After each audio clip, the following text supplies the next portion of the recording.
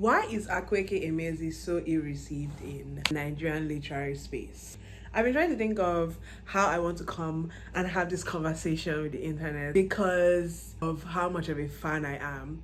So I carried my biases and I dropped them at the room door, and now I'm here to talk straight to you about why this is happening. If you don't know who Akaweke Emezi is, they are a non-binary Nigerian writer and poet, and also an artist, a musician, and they have an album out. They've written 10 books, and I believe they have an 11th book coming out very soon, which I'm excited for. I have read 5 of their books already, and I'm making my way through my TBR with their other books on it. Now, whenever I am privy to people on Twitter, mostly Africans, Nigerians, make tweets about Akwaeke's work, and they say things like, oh, this book is just salacious to be salacious, it's just controversial to be controversial, some of the plot points are just there to be buzzy and not necessary. I'm immediately taken aback, and I'm confused because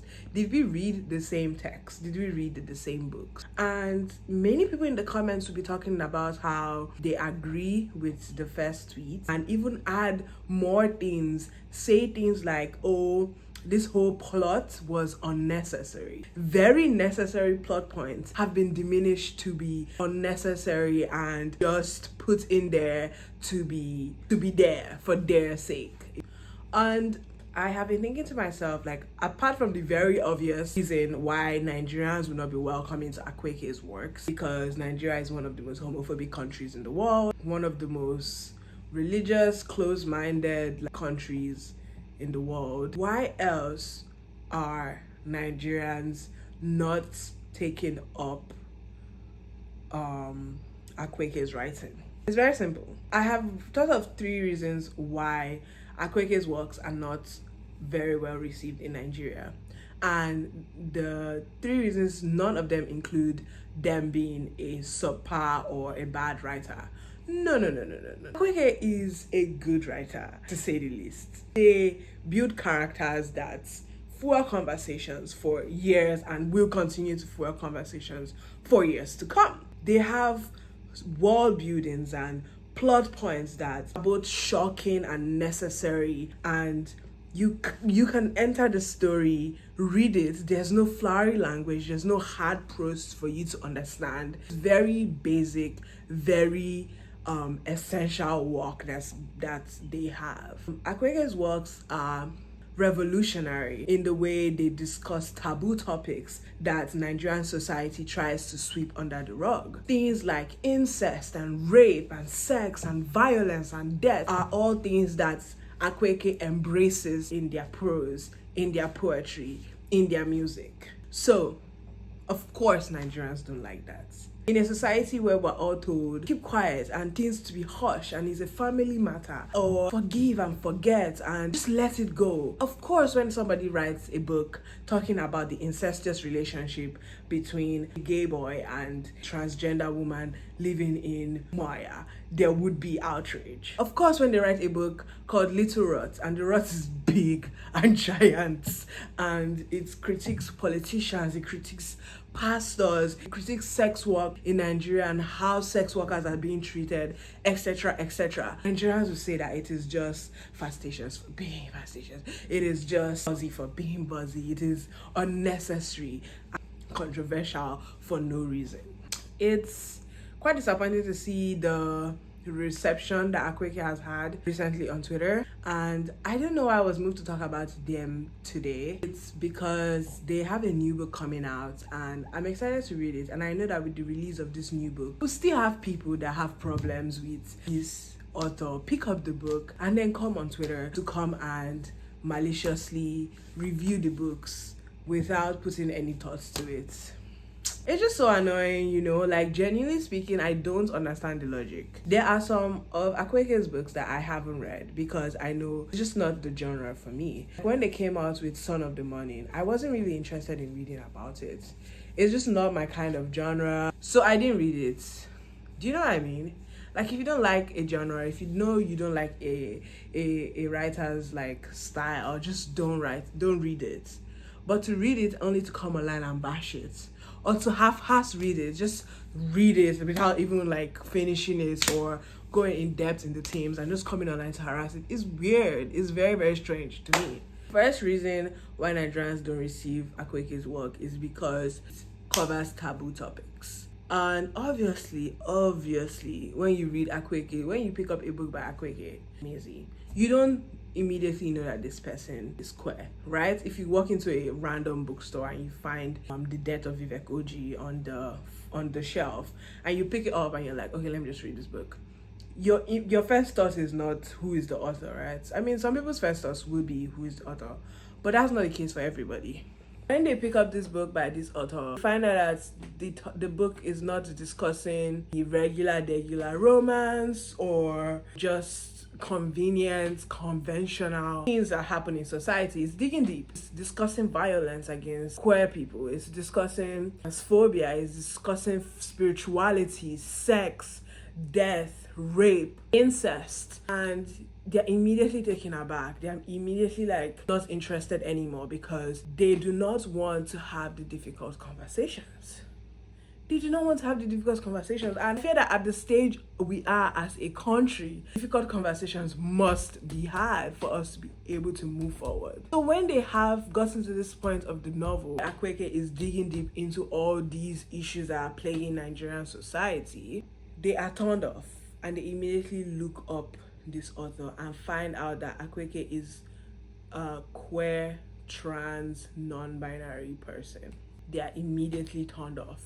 Quickly turned off. Everything about their writing is immediately like trash, it's bad, it's unnecessary, it's just controversial to be controversial. And it's so annoying that an artist's work that is so good and so great and so important and necessary and just be reduced to tweets calling important plot points unnecessary. I fear that as a writer myself, unnecessary is so annoying to hear. What do you mean by unnecessary? What?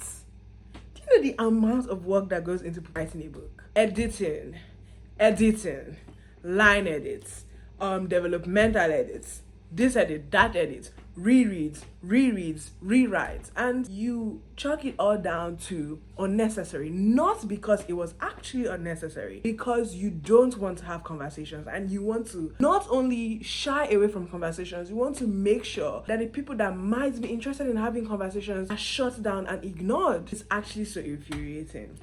It's so infuriating. Well, the third reason why Nigerians don't like Akwaeke is because they don't back down.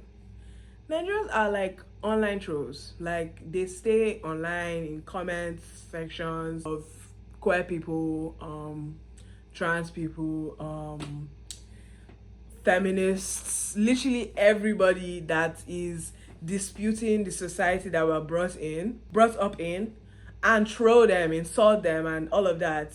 But regardless of that, even though regardless upon still, Akwaeke is still thriving. They literally are publishing books.